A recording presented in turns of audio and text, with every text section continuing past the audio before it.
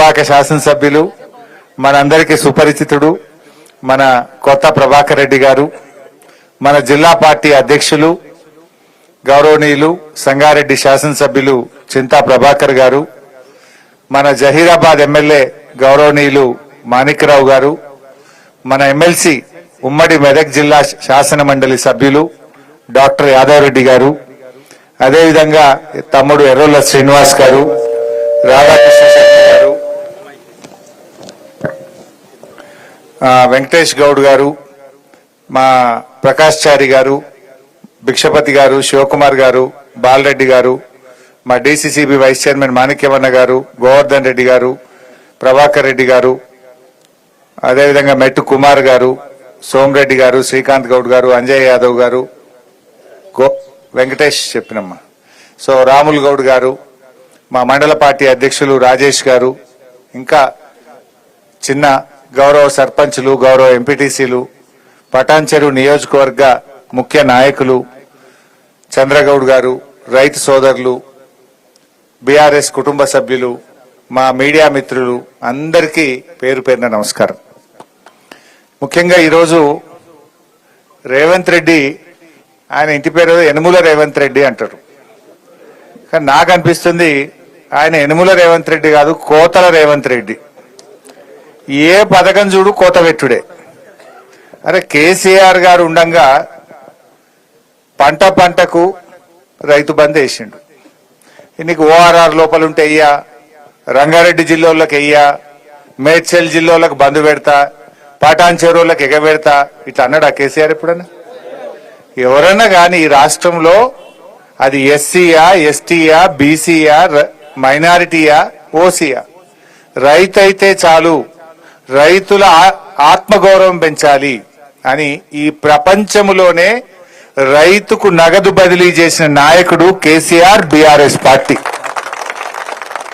రేవంత్ రెడ్డి వచ్చినాక ఇప్పుడు ఏమంటుండు, నేను పటాన్ చెరువు మీద, ఆయనకు నాకైతే అర్థం కాలేదు, పటాన్ చెరువు మీద ఎందుకు పగబట్టిండో నాకు అర్థమైతలేదు రేవంత్ రెడ్డికి. ఏం అన్యాయం చేసింది నీకు పటాన్ చెరువు? ఇవాళ పటాన్ చెరువు మీద పగబట్టినావు, రంగారెడ్డి జిల్లా మీద పగబట్టినావు, మేడ్చల్ జిల్లా మీద పగబట్టినావు. ఈ ఓఆర్ఆర్ లోపల ఇప్పుడు 2 లక్షల ఎకరాలకు రైతు బంధు ఎగబెడతా అంటుండ్రు.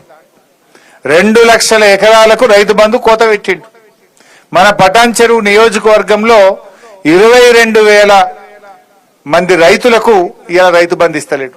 22,000 మంది రైతులకు ఇవాళ రైతు బంధు అని మోసం చేస్తుండ్రు రేవంత్ రెడ్డి. నేను అడుగుతా ఉన్నా, ఏం తప్పు చేసిండు? పంట వంటలేదా? వచ్చి చూడు, మరి నాట్లు వేస్తుందా లేదా, పంటలు వండిస్తుందా లేదా, వచ్చి చూడు.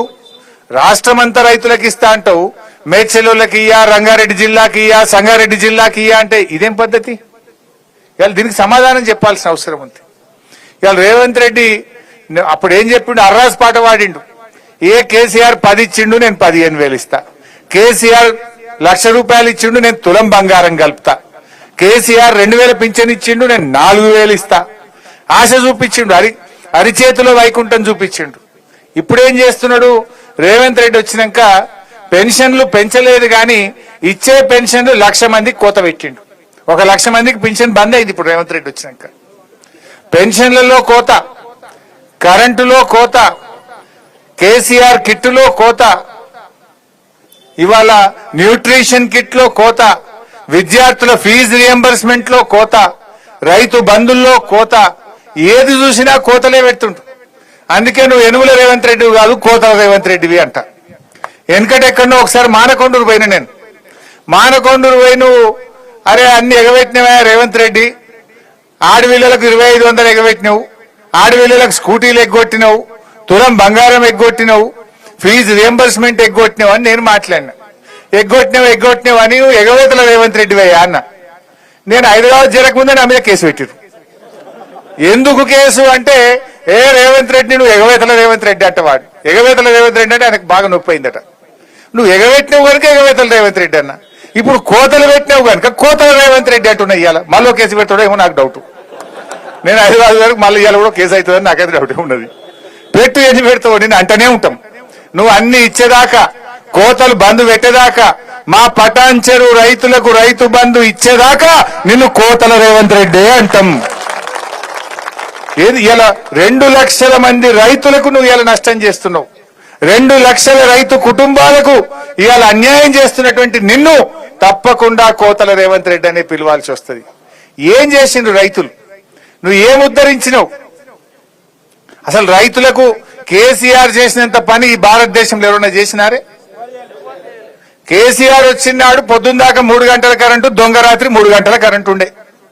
దాన్ని మార్చి బాయికాడ కూడా 24 గంటల నాణ్యమైన కరెంట్ ఇచ్చి చూపింది కేసీఆర్. ఈ భారతదేశంలో రైతుకు 24 గంటల కరెంటు ఉచితంగా ఇచ్చింది ఒకే ఒక్క పార్టీ, అది బీఆర్ఎస్ పార్టీ, గులాబీ జెండా. ఇవాళ దాన్ని ఇవ్వమంటే కూడా నువ్వు మళ్ళీ మోటార్లు కాలుతున్నాయి, ట్రాన్స్ఫార్మర్లు కాలుతున్నాయి. నువ్వు వచ్చినాక మున్పటి లెక్క క్వాలిటీ కరెంట్ వస్తలేదు. ఇక రైతు బంధు కేసీఆర్ ఉండగా నాట్లకు రైతు బంధు పడుతుండే. రేవంత్ రెడ్డి వచ్చినాక ఓట్లకు రైతు బంధు పడుతుంది. అవునా కాదా? అప్పుడేమో పార్లమెంట్ ఎలక్షన్లు, ఎంపీ ఎలక్షన్ల ముందు ఒక్కసారి వేసిండు. ఇప్పుడు సర్పంచ్ ఎలక్షన్లు వస్తున్నాయి, జడ్పీటీసీ ఎలక్షన్లు వస్తున్నాయని మళ్ళొక్కసారి ఓట్ల ముందు